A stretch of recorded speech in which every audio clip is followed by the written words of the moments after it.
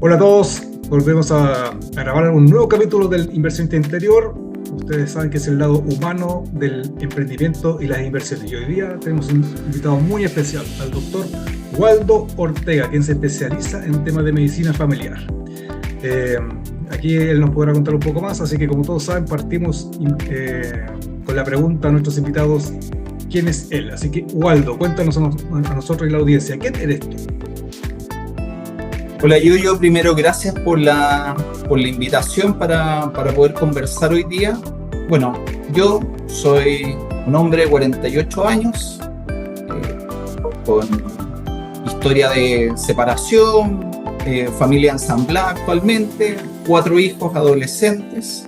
Soy médico familiar, me dedico en particular a medicina del estilo de vida, salud masculina, acompañar a hombres, sobre todo en la época o en la edad de 35 a 60 años. Bueno. Y parte importante para mí es el desarrollo personal, lo ha sido siempre. Tengo algunas historias ahí de emprendimientos también, así que soy multifacético, me Entiendo. gustan distintas cosas, me encanta hacer deporte, me gusta meditar también y bueno, iremos conversando ahí otras cosas, pero para la partida creo que esa es un breve resumen. ¿Mm? No, ya está súper bueno y interesante, ¿no es cierto?, lo que tú mencionas. Y como podríamos partir, ¿no es cierto?, como acá hablamos, ¿no es cierto?, del lado humano del emprendimiento, de las inversiones, tú que has sido emprendedor y inversionista, ¿cuáles crees tú que han sido los mayores desafíos para ti al momento de invertir y de emprender, como así como persona? Eh, o sea, primero tengo que decir que la primera vez que sentí que había fracasado en algo en la vida, de forma importante, fue mis primeros emprendimientos, ¿sí? A esta altura debo llevar unos 5, voy Mira, por el sexto, y, y fue muy importante para mí porque me vi enfrentado a cosas que no sabía, cosas que tuve que aprender, salir de mi zona de confort, cosas que me arriesgué más de lo que debía haberme arriesgado y por lo tanto tenía que ver con mi falta de análisis también y por supuesto son muy vinculados a lo emocional, ¿sí? O sea, en perfecto, sí. general la toma de decisiones correcta o incorrecta siempre está muy vinculado a la emocionalidad que está detrás, por lo tanto fue y ha sido para el resto de mi vida etapas y caídas importantes de aprendizaje, por sobre todo desde cómo yo funciono, desde cuáles son mis orillas donde empiezo a tomar malas decisiones y cuánto tengo que cuidarme también, ¿sí? Para decir, ok, yo sé que funciono de esta manera y que tengo que tomar ciertos resguardos, ¿sí? Yo en general minimizo el riesgo, eh, Ya, perfecto. no sé qué tan difuso sea o qué tan extendido sea eso, pero yo me doy cuenta que tiendo a minimizar riesgos y por lo tanto fue parte de mis aprendizajes, aprender a mirar con mayor riesgo y por sobre todo, como sé que a mí me cuesta, aprender a pedir ayuda y otras miradas a otras personas que yo sé que naturalmente miran el riesgo y por lo tanto contar y decir, sabes que estoy viendo esto, estoy pensando esto, quiero hacer esto, ¿cómo lo ves tú? Para tener otra mirada y estar disponible a escuchar otras miradas muchas veces que no es lo que uno quiere escuchar. ¿Sí? Sí, no, correcto. Bueno, con esto último que tú mencionas lo encuentro súper como clave. Porque a veces, bueno, cuando yo hago el curso de inversiones, parto contando que lo primero que vamos a trabajar aquí en la gestión emocional, pues hay que tratar de ser una especie como de monje tibetano. Y para eso es clave lo que tú mencionas, ¿cierto? De Mm. aprender a escuchar, y con esto de aprender a escuchar, voy un poquito a lo que anteriormente mencionaste, porque me quedé con esto de que tus dos primeros emprendimientos que tú cuentas que fueron una especie como de fracaso, pero siento tú me corriges, que eso a ti te permitió empezar a conocerte más de ti mismo en el contexto, ¿no es cierto?, del emprendimiento.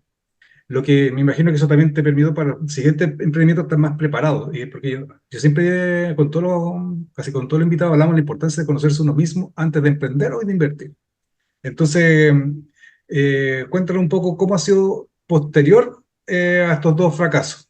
cómo ha sido tu gestión, los emprendimientos, cómo te ha ido, cómo si tú también has seguido creciendo como persona. Mm. Yo creo que es bien clave lo que tú dices, porque al final un emprendimiento, un trabajo, una relación, eh, ser padre, los distintos roles que tenemos en la vida nos enfrentan a desafíos. Por lo tanto, sin duda que después de esos desafíos en que además llegó un momento en que yo me miré al espejo y dije, bueno, todo esto que está pasando es solo responsabilidad mía, ¿sí? Yo tomé decisiones que fueron en un camino y por lo tanto me, me quedé con lo que dijiste de cuánto uno tiene que aprender de uno mismo antes de emprender y no sé cuánto uno puede aprender antes de estar Sí. enfrentado al desafío y probablemente tal vez sea una mezcla, ¿sí? Como de cómo sé que conocerme es importante antes de hacer algo y también que durante ese desafío poder ir chequeando, acompañando mi mirada interna desde la emocionalidad, desde dónde estoy. Por sobre todo, yo creo que siendo bien práctico, el emprendimiento es algo muy operativo, muy práctico, mucho de mentalidad también. Y entonces poder tener esos espacios, decir, ¿qué estoy haciendo? ¿Qué toma de decisiones estoy haciendo? ¿Desde dónde?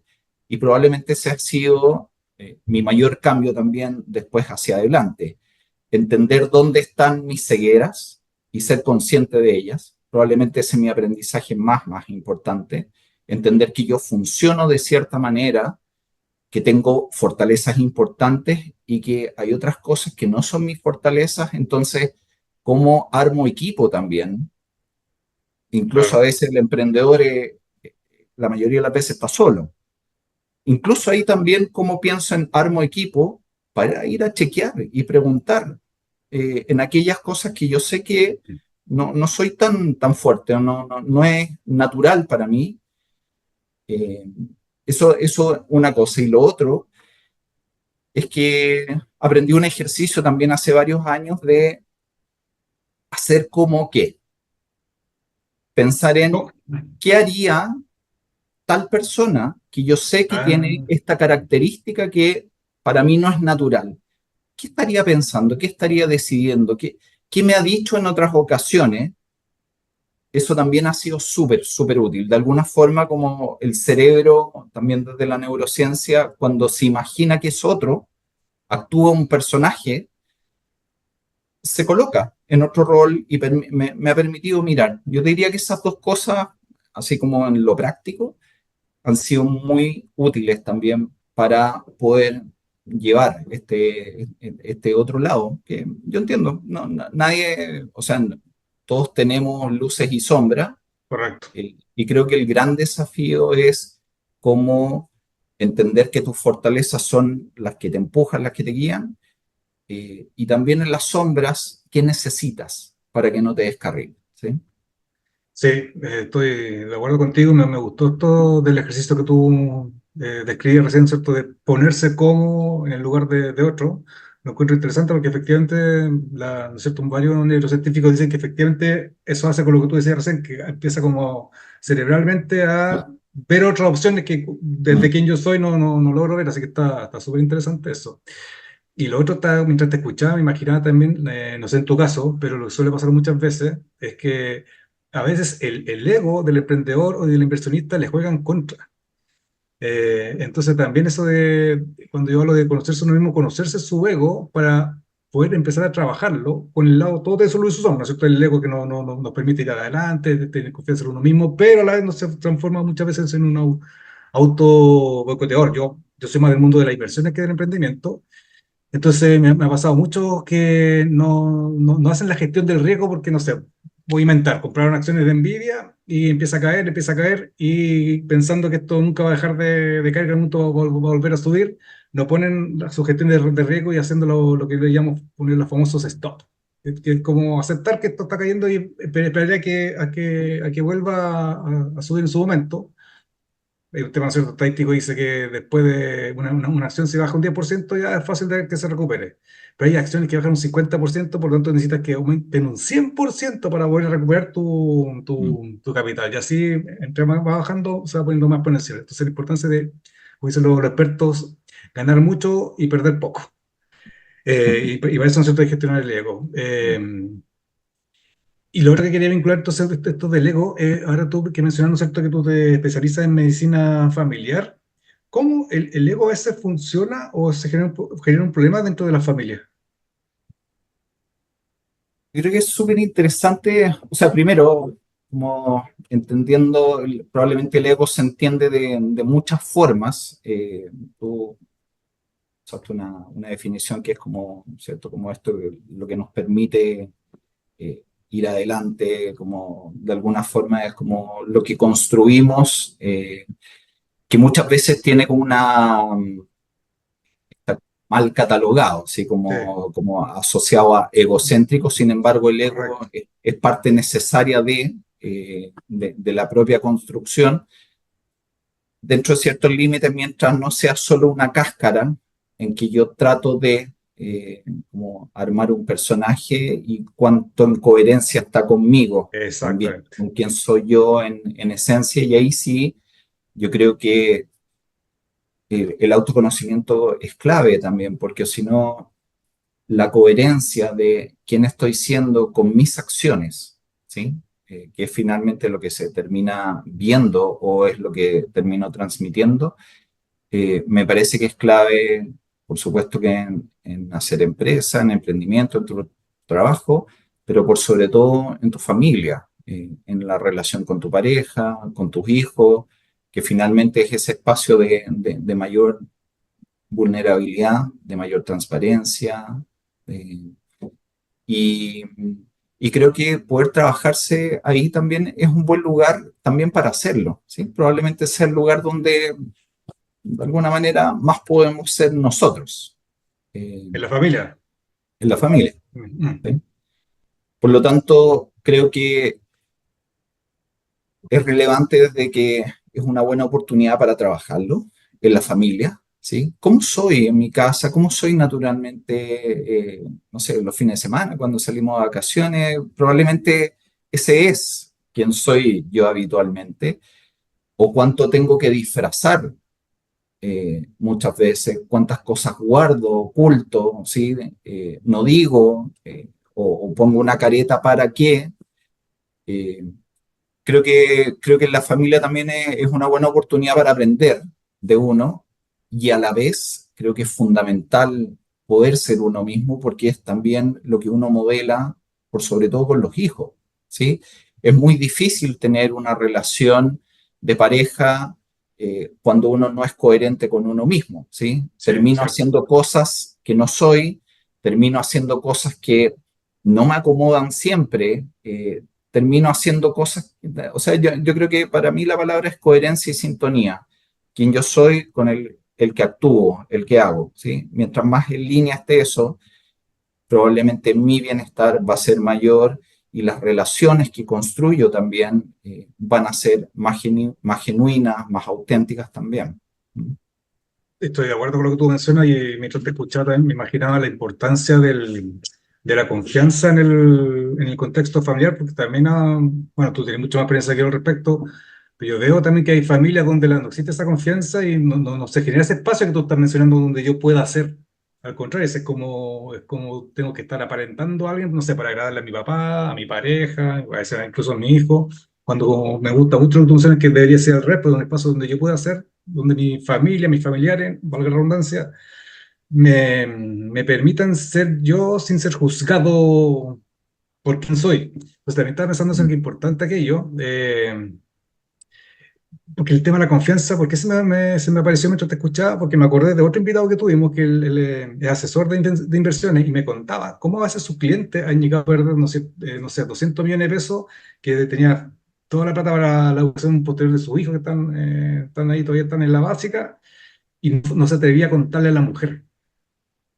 El tipo terminó con un paro Wow. cardíaco en la clínica. Bueno, Entonces, mientras te escuchas, ese hecho tan importante en realidad el tema de poder conversar y tener confianza de decirle a la pareja, ¿sabes qué puta? Me la cagué, me metí la plata dentro del coso, la perdí, pa. Mm. Em, es que yo creo que pasan muchas cosas y ¿sí? Porque, o sea, nadie, no creo que haya nadie que se mete a ser inversionista o a armar un emprendimiento pensando en que va a fracasar, primero, Correcto, exacto, primero, sí. ¿sí? O sea, Si no, no todo lo el hago, mundo, claro, no tendría ninguna lógica eso. exacto. Por lo tanto, yo creo que hay un primer enfrentamiento a uno mismo. O sea, yo creo que detrás de la confianza lo vinculo con la seguridad psicológica, ¿cierto? Como un piso necesario para la confianza. Y voy primero a la seguridad psicológica interior, de nuevo, volviendo a mí mismo. Eh, Me doy cuenta que estoy fracasando, que no es lo que yo quería. Con cuánta seguridad me siento yo mismo para mirarme al espejo, para tener una conversación primero? O sea, yo creo que uno primero, lo dije recién, como en algún momento me miré al espejo y me dije, bueno, todo esto es tu responsabilidad, es mi responsabilidad. Y yo creo que mientras eso no ocurre, es muy difícil ir a contarle a otro, porque, porque ir a contarle a otro requiere que entrar en ese espacio vulnerable, Exacto. y ese espacio tiene que ver con cuánto yo soy capaz en lo interno de soportar un espacio de vulnerabilidad, ¿sí? Entonces, esa seguridad psicológica yo creo que se construye con otros.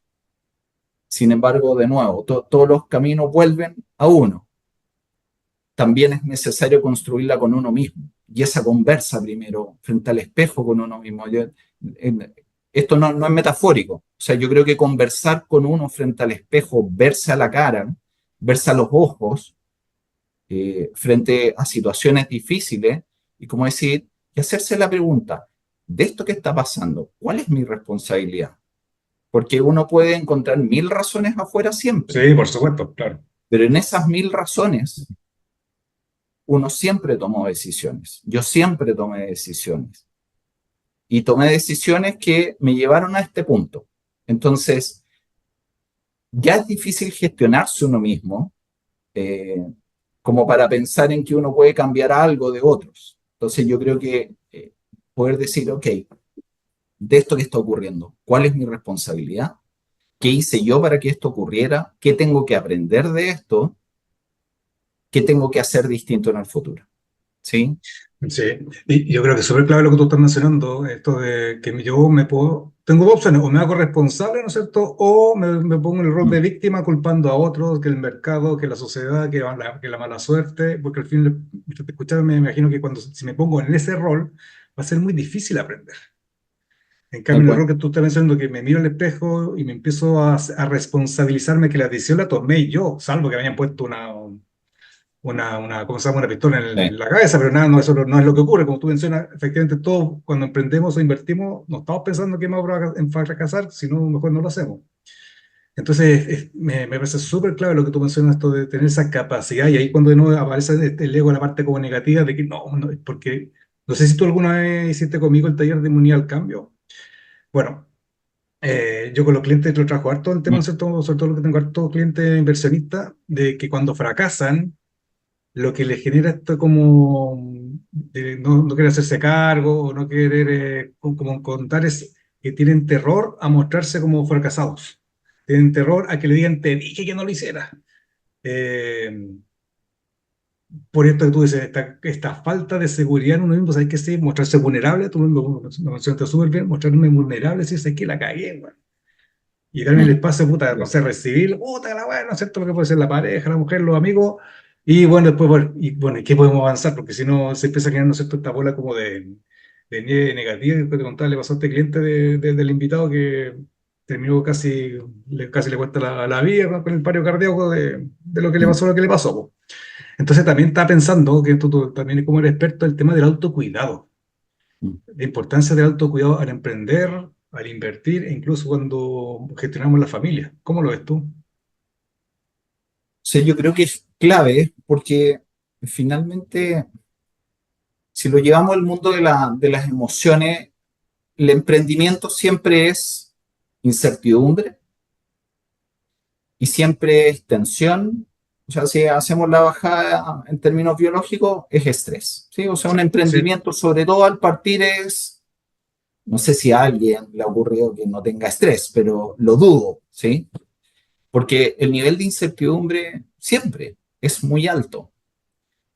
Por lo tanto, si biológicamente, cuando estamos estresados, cuando nuestros niveles de cortisol están muy altos, eso hace que nuestra forma de reaccionar frente al estrés, la disposición corporal y mental frente al estrés, es que yo cierro mi mirada, ¿sí? Y voy a la acción. Eso, para eso me prepara el estrés, para atacar correcto. o huir. Por lo tanto, mi capacidad de divergencia, de apertura de mi visión para ver opciones, para ver alternativas, para no ir y hacer, disminuye biológicamente. Por lo tanto, el mantener el autocuidado y aquellas herramientas que todos conocemos, actividad física, acciones mente-cuerpo, meditar, caminar, relaciones, vínculos familiares, dormir las horas adecuadas, eso es algo que habitualmente no se sabe mucho. Por ejemplo, con las personas que duermen menos de 7 horas, biológicamente tienen niveles de cortisol más altos al otro día, están más estresados biológicamente. Por lo tanto, cuando yo duermo poco, mi toma de decisiones cambia porque estoy más estresado, porque mi cerebro no está limpio. Por lo tanto, el autocuidado, de nuevo, para la toma de decisiones adecuadas a mis objetivos es clave, porque si no, lo más probable es que empiece a tomar malas decisiones, simplemente porque desde mi biología, desde mi cerebro, no estoy funcionando con todas mis mayores capacidades. Es como si estuviese limitado en mis capacidades cognitivas para tomar decisiones. Y por lo tanto, la probabilidad de equivocarme es mucho mayor. ¿Sí? O sea, yo cuando aprendí esto, como yo hago algunas clases en medicina y estilo de vida sobre cambios de hábitos, sobre neurociencia, sobre cómo tomamos decisiones, y cuando aprendí esto, se me abrió un mundo, ¿sí? Mm, Respecto a lo clave que es el autocuidado y el estar lo más estable posible, aun cuando vayas rápido. Yo muchas veces les digo a estudiantes universitarios, si hay un tiempo en que uno tiene que hacer autocuidado, es cuando uno está estresado. ¿Por qué? Porque es el tiempo de alto rendimiento del organismo. Y del mundo de los deportistas sabemos que no hay alto rendimiento sin alto descanso. Por lo tanto, ah, bueno. tiene que ir en equilibrio, ¿sí? O sea, a mí me gusta el ejemplo de un corredor de 100 metros plano. Un corredor de 100 metros plano no puede estar corriendo a esa velocidad de forma constante. Es un sprint, es una carrera corta que requiere después descanso, alimentación, hidratación, reposición. ¿Para qué? Para volver a entrenar, para volver. Pero siempre es corro, me recupero, corro, me recupero. Y eso es lo que permite el alto rendimiento, ¿sí? Lo estoy llevando al deporte, pero esto pasa lo mismo en el Sí, emprendimiento, en los equipos, en todos los lugares. Requiero correr rápido, intenso, pero requiero descansar. Y eso lo vinculo al autocuidado y a los estilos de vida. El tema de alimentación también, ¿sí? Muchas veces, por ejemplo, me pasa con pacientes que están súper estresados, que duermen mal y llegan a tomarse una copita de algo al final del día para relajarse y no saben que, por ejemplo, el alcohol superficializa el sueño. Entonces empiezan a dormir mal y empiezan en una bola de nieve de estoy cansado, estoy fatigado, tomo malas decisiones. ¿Sí? Es como que la nube negra empieza ahí a estar claro. presente. Así que autocuidado, clave en la toma de decisiones. Yo soy bien práctico, entonces me gusta vincular cómo esto va a impactar en tu toma de decisiones adecuadas. ¿Mm? Me encanta lo que has contado y has descrito en este espacio, porque me encanta que lo digas tú, que eres, ¿no es cierto?, que vienes del mundo de la medicina y por tanto de la biología, y no lo digo yo, que soy un ingeniero, porque a veces cuando lo menciono la importancia de la biología, la toma de decisiones, me dice, "Vale, ¿y de dónde sacas, quién eres tú para estar diciendo eso?" Entonces me encanta que tú lo menciones porque hay un autor que yo me encanta mucho porque él fue 35 años corredor de bolsa en Wall Street y en Londres. Y ¿Ya? después que él renuncia y como que se jubila, vuelve a la universidad, va a Oxford y se vuelve y estudia neurociencia.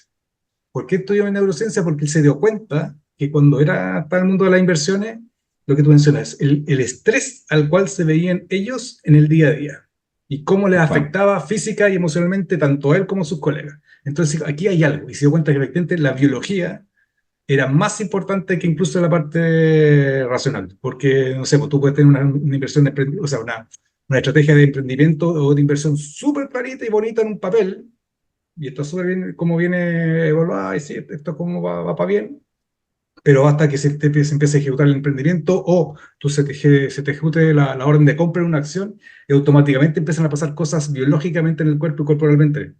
Como se te empieza a apretar tal el cual. estómago, mira ahí bien, mira ahí mal, esto está subiendo, está bajando, que los proveedores en el mundo del emprendimiento, que no tengo la gente, qué sé yo.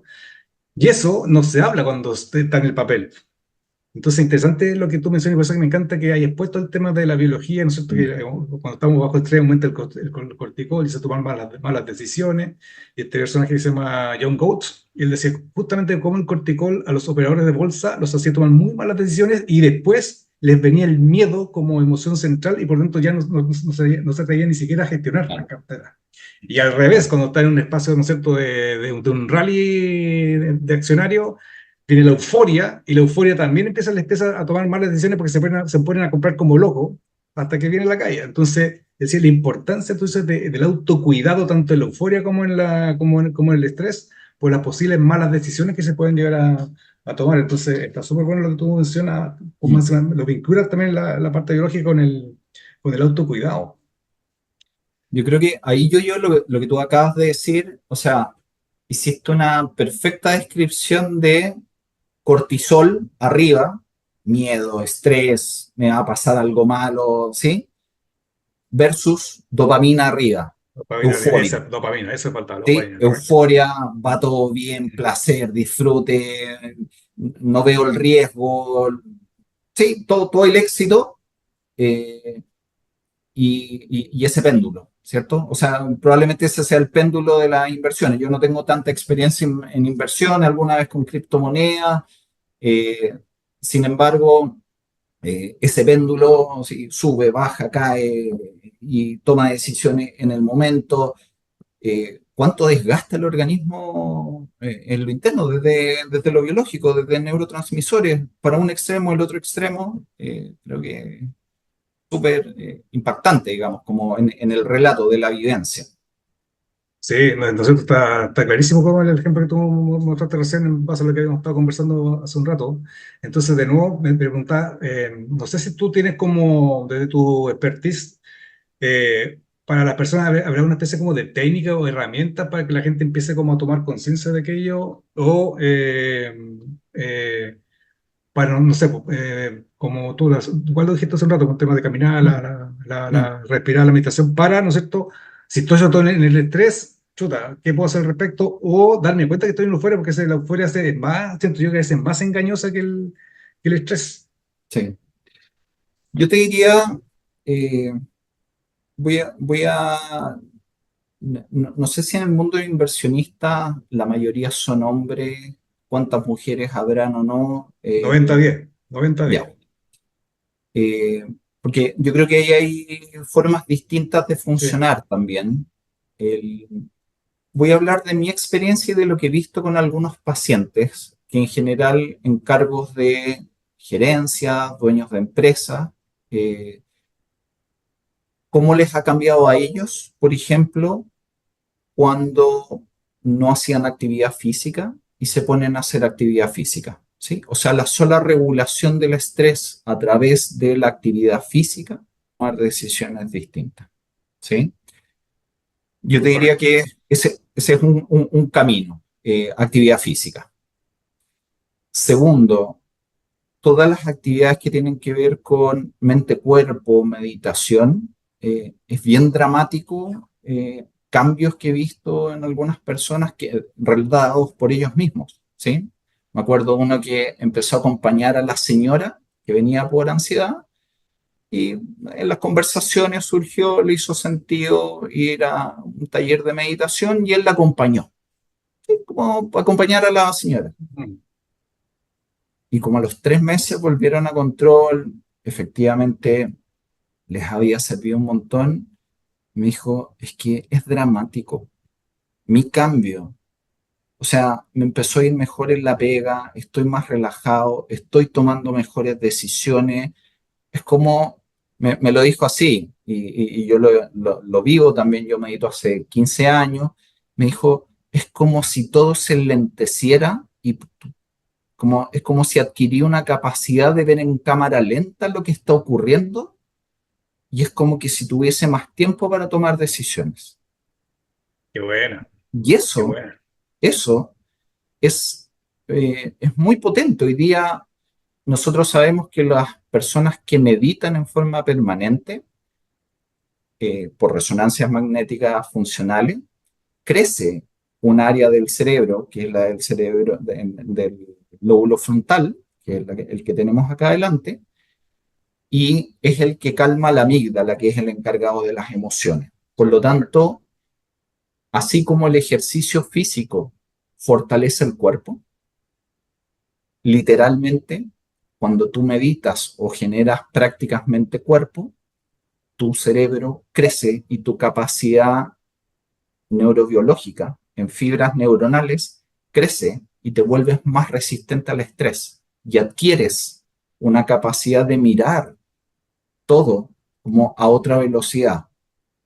Y esto es como cuando uno va en el auto a mucha velocidad. Si tú vas a 150, tu capacidad de reacción frente a algo que ocurre es muy distinto si vas a 80. Tu Claro, maniobrabilidad, y eso es lo que cambia la toma de decisiones. Tengo más tiempo para, esto es lo que me está pasando, esto es lo que está ocurriendo, mira, ¿sí? Y entonces poder de alguna forma mirar, esto, son ejercicios que se hacen a veces para mirar las emociones, como me subo en la gradería del estadio y veo lo que me está pasando, qué estoy sintiendo, qué estoy pensando hacer, qué opciones tengo, ¿sí? Es como si mirara desde afuera el escenario y es más fácil tomar mejores decisiones porque no estoy dentro del ojo del huracán.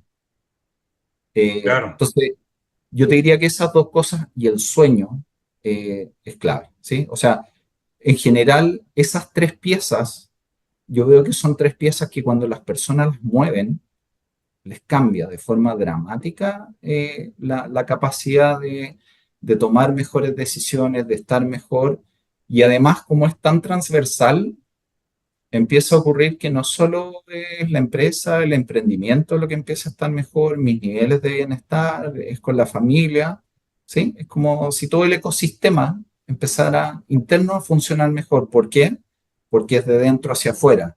Y entonces Exactamente, lo que se ve afuera es una expresión de lo que es, del cambio interior que está ocurriendo, desde cómo yo estoy siendo. exactamente.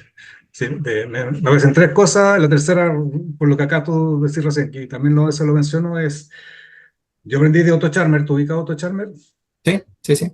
Otto, ¿no es cierto? Él decía que la calidad de mis resultados externos van a depender de la calidad de mi liderazgo interior. Entonces viene en Mm. línea lo que tú mencionas, ¿cierto? De adentro hacia afuera. Lo segundo, me estaba preguntando del espacio de curiosidad, en el caso que tú me cuentas de este señor que acompañó a su señora a la meditación, tendrá también que ver en el caso de él que como iba sin ninguna expectativa, sin presión, también le genera como un entorno, un contexto para que esto de lo que le pasa a él como que haya Mm. fluido. Pues me encantó, porque también me preguntaba cuánta gente va a meditación, pero tiene tanta expectativa y la presión de que me tiene que vivir con la meditación que le juega también en contra. Entonces, pensaba que capaz que esta sesión como acompañar a la señora, le salió como bien fluido. ¿Tiene algo que ver eso, no? Yo creo que sí, porque en la vida todo, o sea, depende de la expectativa. Ujú. Eh, Siempre cuando vamos a algo, si mi expectativa es muy alta y no anda tan bien, no me va a parecer tan bueno. Yo creo que importa harto y también yo creo que hay otra cosa que yo siempre converso yo, porque a veces la meditación pareciera ser algo que es como para ciertas personas que son capaces de quedarse tranquilas, ¿sí? Y como si meditar fuese dejar la mente en blanco. Y yo, por ejemplo, soy alguien muy activo mentalmente, ¿sí? Para mí es mucho más fácil meditar en forma activa que quedarme tranquilo. También lo hago, pero son distintos aprendizajes, pero hay muchas personas que dicen, es que yo no me puedo quedar tranquilo, yo no puedo dejar mi mente en blanco. Y en realidad el ejercicio de la meditación tiene que ver con la atención, ¿sí? Es Exacto, un ejercicio de atención, atención. en donde yo hago el esfuerzo de poner atención en algo, mi respiración, que es lo más habitual, y se me arrancan los pensamientos al monte, ¿cierto? Y yo me doy cuenta de eso y hago el ejercicio de volver. Cuando hago el ejercicio de volver, y si a los 2 segundos me fui de nuevo y hago el ejercicio de volver de nuevo a mi respiración es el que hace que se construyan nuevas sinapsis en Correcto. ese camino de atención. Y por lo tanto, el resultado después a largo plazo es que como crecen esas fibras que te conté recién, mi capacidad de que se arranquen los pensamientos al monte empieza a disminuir. ¿Por qué? Porque neurobiológicamente mis fibras nerviosas están más fuertes. Y eso es lo mismo que cuando tú haces ejercicio. Cuando partes, no puedes hacer tanto actividad física como lo haces después de 3, 4, 5, 6 meses de entrenamiento. Por lo tanto, a donde voy aquí esto es entrenamiento en volver, volver, volver. Y eso lo puedes hacer de muchas formas, ¿sí? Entonces, ¿cuál meditación es la mejor? ¿Cuál ejercicio es el mejor? El que a ti te funcione, el que Exacto. puedas sostener en el tiempo y el que vaya bien para ti. Y hay tantas combinaciones como personas distintas, ¿sí? Entonces, Sí. me gusta decir eso como para desmitificar un poquito también el tema de meditación que pareciera así como una cosa entre esotérica y difícil. ¿Mm? Sí, porque mucha gente, como tú dices, piensa que efectivamente meditar, perdón, es quedarse con la mente en blanco cuando hasta Humberto Maturana decía que eso es imposible, porque van a estar los pensamientos todo el rato. Y aquí vengo el tercer punto que también me había surgido hace un rato, que seguramente tú también conoces a la persona, a Carmen Cordero. ¿Mm?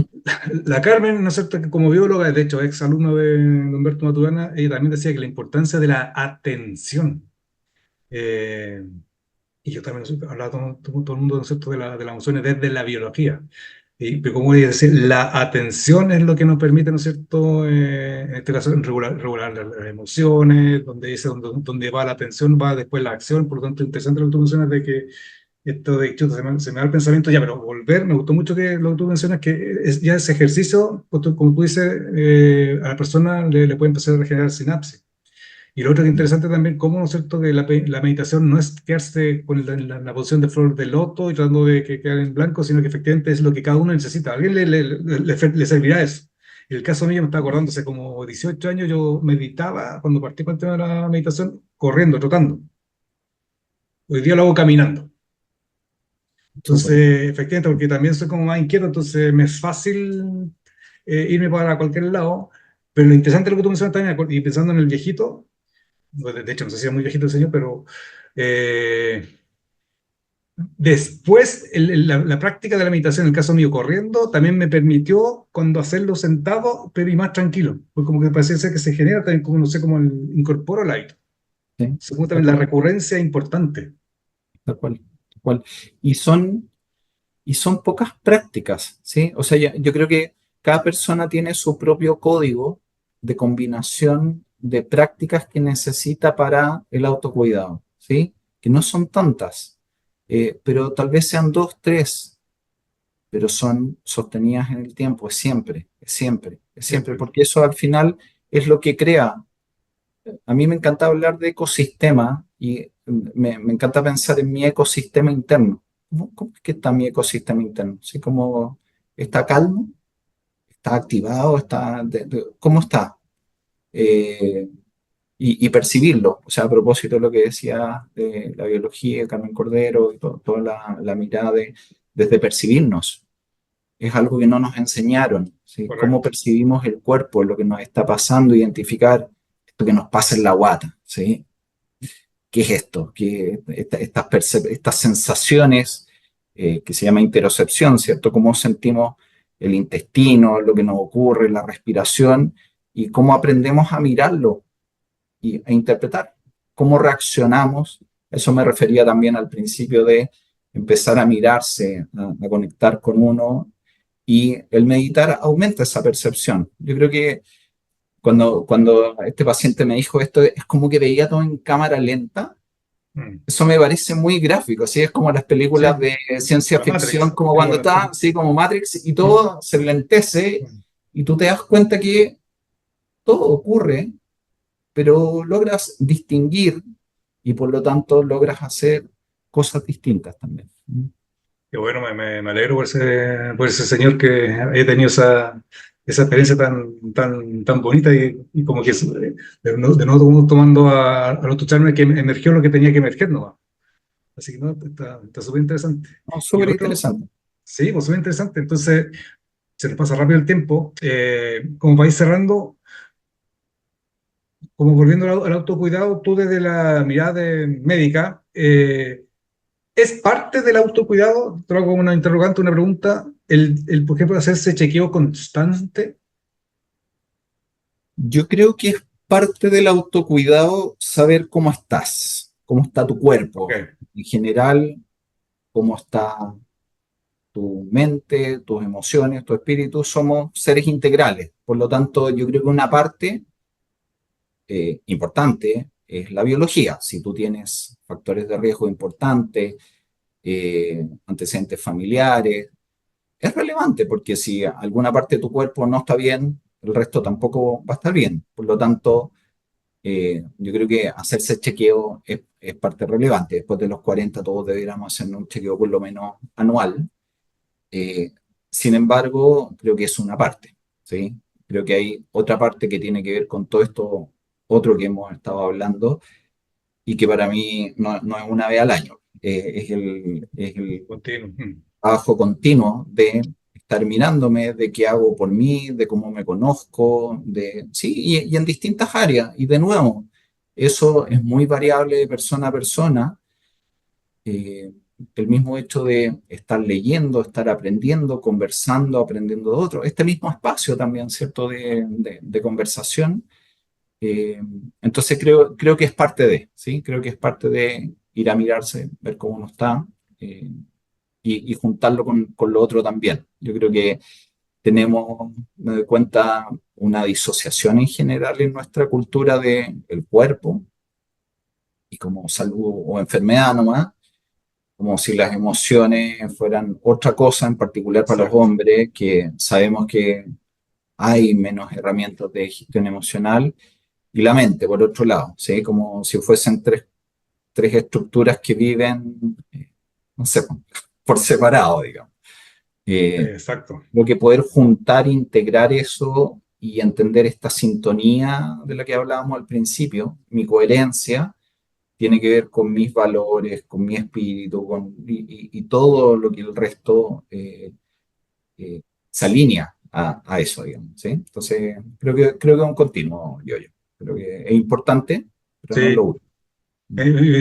me quedó súper claro. O sea, me gustó la distinción que tú haces, claro, porque efectivamente el chequeo médico, que es necesario, importante, es más bien técnico, pero el continuo el día a día, sería como el lado adaptativo cuando hacemos la distinción entre lo técnico y lo adaptativo, que tiene que ver con el aprendizaje continuo. Está súper bueno eso. Mm, mm.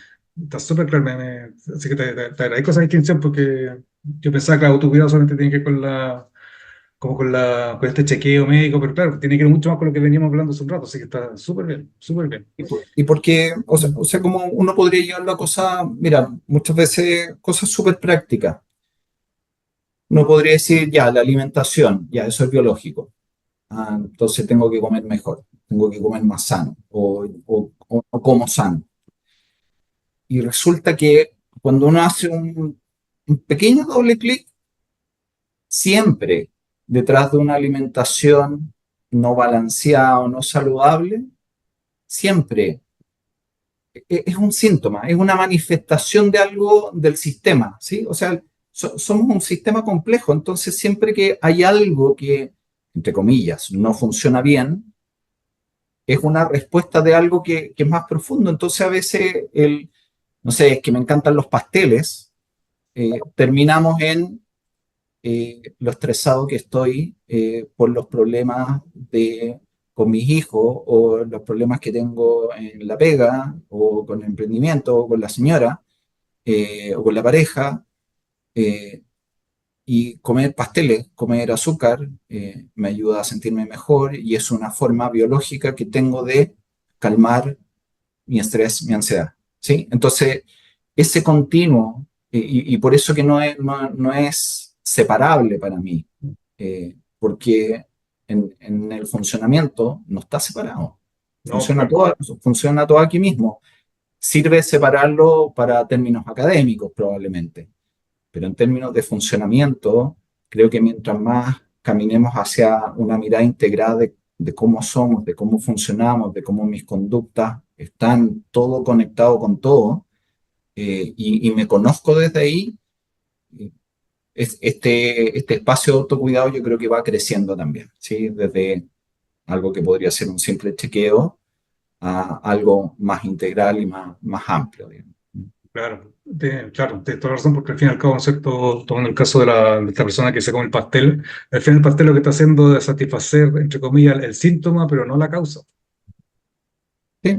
Y es una forma, por ejemplo, con el tabaco también pasa.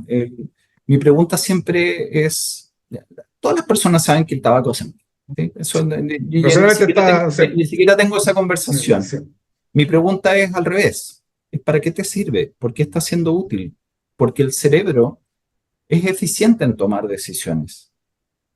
Siempre toma la mejor decisión posible para algo que quiere resolver. Entonces, si yo estoy estresado, por ejemplo, y un pastelito me genera dopamina y eso me calma, para el cerebro esa ecuación está lista. Esto me calma. Está tratando de resolver el sí, estrés. claro. O voy con el pucho, fumo, me calmo. Listo. Entiendo que la solución no es la mejor, pero para la ecuación rápida del cerebro tiene una urgencia, que es estar tranquilo. Y tenemos ciertos sesgos y listo. Y decide hacer eso. Entonces, yo creo que entender esto en forma más macro, de cómo es que hago, ¿sí? Cómo es que respondo, eh, desde esta lógica neurobiológica, creo que es súper interesante, porque saca un montón de carga que no sirve es que no puedo, es que no tengo fuerza de voluntad, que mil cosas como de autoflagelación o de comprender mal la situación y como de dañarse más a una comprensión distinta, de decir, bueno, así es que está funcionando. Comprendiendo esto, sabiendo cómo funciona, ¿qué opciones distintas puedo hacer ahí también? Qué interesante lo que tú mencionas y me gustó harto lo que tú nos has estado contando. Así que bueno, como que termina el tiempo. Eh, Hay un tema que no vamos a poder hablarlo ahora, que no sé, tú mencionaste al principio que acompañas a hombres, entonces te quería dejar como, te había invitado para otra ocasión a hablar de eso, ¿no? Lo encuentro también interesante, sobre todo dado la contingencia que está ocurriendo hoy día en la sociedad, me imagino que debe ser súper relevante y cosas interesantes a pasar en esos encuentros, así que a ver si nos podemos reunir para aquello. Feliz, feliz, feliz que tengamos ahí una conversación. Sí, yo creo que hay, los hombres tenemos formas particulares de funcionar, de operar, de cosas que nos importan, de roles, que tienen sus particularidades y yo creo que es valioso también poder conversar de eso, conocerse más también para mí la cruzada de cómo nos conocemos más. y que nos permita, quiero ampliar un poco la palabra de autocuidado a bienestar, ¿sí? Cómo transitamos el autocuidado probablemente es la acción permanente. Sin embargo, lo que buscamos, ¿cierto? Como resultado de ese autocuidado tiene que ver con nuestro bienestar y de Correcto. todo lo que nos importa. Entonces, para mí salud masculina está en ese ámbito de cómo contribuir a espacios de bienestar, de crecimiento, desarrollo personal también de los hombres de forma integral. Perfecto. Así que feliz que Sí, no, está conversemos en otra súper ocasión de eso. interesante. Bueno, Waldo, te agradezco mucho tu tiempo, la disposición que has tenido para conversar con nosotros y bueno, estaremos entonces en contacto para poder hablar de este otro tema que también lo encuentro súper relevante. Pienso que nosotros es parte, ¿no es cierto?, de la salud, que también entiendo que a los hombres también es un espacio que les cuesta mucho enfrentar. Mm, Así sí. que te felicito por eso y nuevamente te agradezco. Y antes de que nos vayamos, ¿cómo la gente te puede contactar en caso que quisiera contactarte? Bueno, mira, por un lado, yo tengo un Instagram que es doctor-Waldo-Ortega, de doctor Waldo Ortega, Ahí lo es vamos a poner después DR, en en la... realidad, dr-Waldo-Ortega, y trabajo en la clínica alemana también, así que sí, feliz de poder acompañar, digamos, en toda esta línea de lo que hemos conversado hoy día. Perfecto, muy bien. Bueno, le agradecemos esto a Waldo y a quienes escuchan y ven este capítulo y el canal. Así que espero que haya sido interesante, por lo menos para mí fue súper interesante y ya estaremos en otra ocasión hablando con Waldo de otros temas. Waldo, te agradezco, estamos en contacto. Chao, chao. Chao, yo. Muchas gracias. Chao, Que estén bien. chao. Chao.